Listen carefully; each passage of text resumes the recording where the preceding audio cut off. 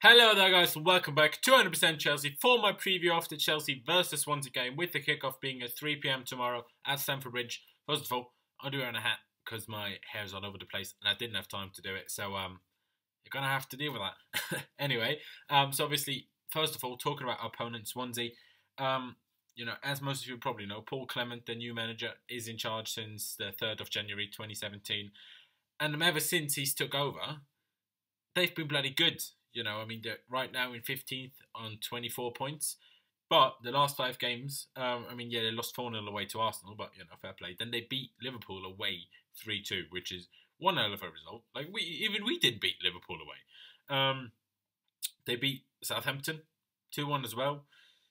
They lost 2-1 to City away, but they only conceded in 93rd minute. They got very unlucky with that one. So, and then they beat Leicester 2-0. The week before the FA Cup weekend. So they're on good form and they're beating good teams, and they're definitely not a team to underestimate. And good old Paul Clement with Claude Makelele as one of his assistant managers, definitely someone to look out for and someone to watch out for. Obviously the danger men being Fernando Llorente, 8 goals already, and especially his heading is obviously really good. And as you know, as I've talked about a few times, we tend to concede a lot of goals from headers at the moment. If we do concede, it's usually from headers, which is annoying. So I'm against the striker like Llorente. Watch out, people. Watch fucking out. And don't give them a free kick like against Burnley. Let's not concede another free kick. And then the other obvious danger man is obviously Gylfi Sigurdsson. He's an 8 assists. I'm not sure how many goals he's got, but he's got a fair bit of goals as well. Scored the winner. I think it was the winner against Liverpool. So he's a very good player. I think he's a very underrated player in my opinion. But yeah, those are definitely the 2 danger men. Coming to the press conference by Antonio Conte, which took place a little bit earlier today. It was one of the most boring and, useless press conferences I've seen all year. There was literally nothing useful talked about. First thing which I do have to talk about is he was asked about Claudio Ranieri, because Leicester decided to sack him yesterday. And I do just want to give my quick opinion on it.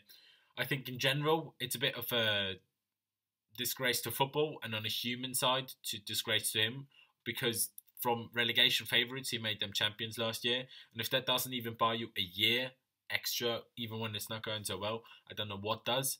But on the other hand, on the footballing side of it, you have to take the decision. There's no other way around it. He wasn't getting the results. Whether those reports that there was an issue with the players and him are true or not, but if those are true, there is no other way. We know it we know it better than anyone. If a lot of players are against the manager, you can't change the whole team, especially with their situation, not in February. You can't change anyone. So other than if you start playing under 18s every week, which isn't going to keep you up either, the only chance and solution there is to sack the manager. And as much as I find it sad, and also Conte said, he thinks it's sad, but I rate Ranieri, and I think it's a fairy tale story for what happened last year. But their results are just not good enough. They're not, they're just about above relegation, and the champions just can't get relegated. The only thing I find a bit strange is that he got sacked after just losing 2-1 away to Sevilla in the Champions League. Because 2-1 away loss in the first leg is a good result, especially for a team like Leicester against Sevilla. Because you just need to win 1-0 and you're through to the bloody quarterfinals. I mean, this time 2 years ago, if I would have told you Leicester were standing a chance of getting through to the quarterfinal of the Champions League, you would have thought I was a nutted. You would have thrown me into bloody psychiatry or whatever, because no one was believing that. So I would have cut in some slack, but on the other hand, I can understand it. But yeah, just 2 things. Antonio Conte talked about in his press conference. The rest was just crap, really. He said that Paul Clement had obviously a great impact on Swansea, and it will definitely be a tough game, like I said earlier. Definitely not to underestimate. And good news, he said everyone is fit and available, which does include David Luiz, who obviously has been playing with an injury, probably still playing with a slight injury, but he's fit and available to start the game and play the game, which is obviously great. He was talked about then advantages of not being in Europe, and then he said it's less advantage now because, now he's got the team sorted. It was more enough advantage, in the first half of the season. And then he was told, because Man United are playing Rostov, away just before we played them in the FA Cup. If that's an advantage, and he said, no, I'm not talking about that now. We're talking about Swansea. And then after it's West Ham. And after West Ham, we can talk about United's disadvantage or the whole Man United situation, which I think is good. So enough with the press conferences. That was just boring us out. But coming to our team, coming to my predicted lineup, and I do think it will be the standard lineup that we've been going with for quite a while now. Yeah, Thibaut Courtois in goal, Gary Cahill, David Luiz, and Cesc Fabregas, defensive side of the game. Two wing backs being Marcos Alonso and Victor Moses.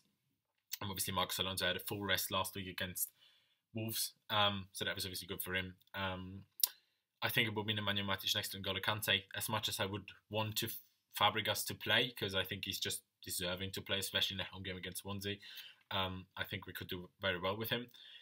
But, Matic set out, was it the whole game? Yeah, I think he didn't play a minute of the last game, so he has to play. He is going to play, let's be honest, he is.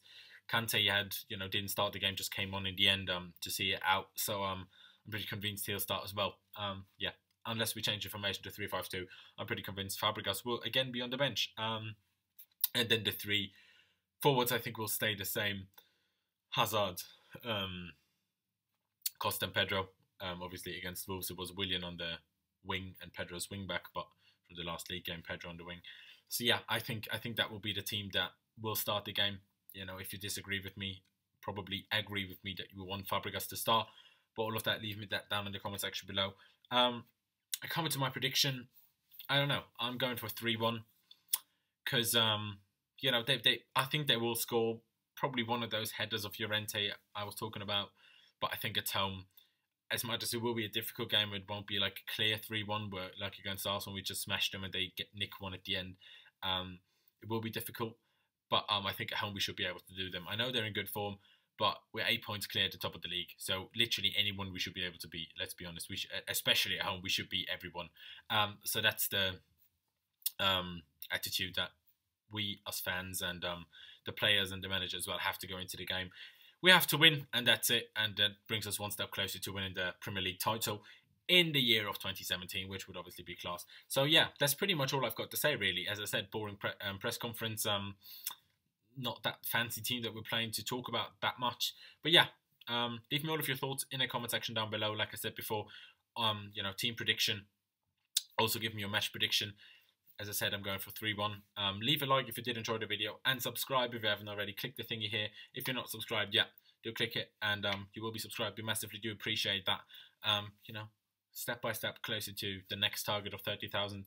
But yeah, thank you guys for watching. Up to Chelsea. Can't wait for the game tomorrow. And I'll see you next time.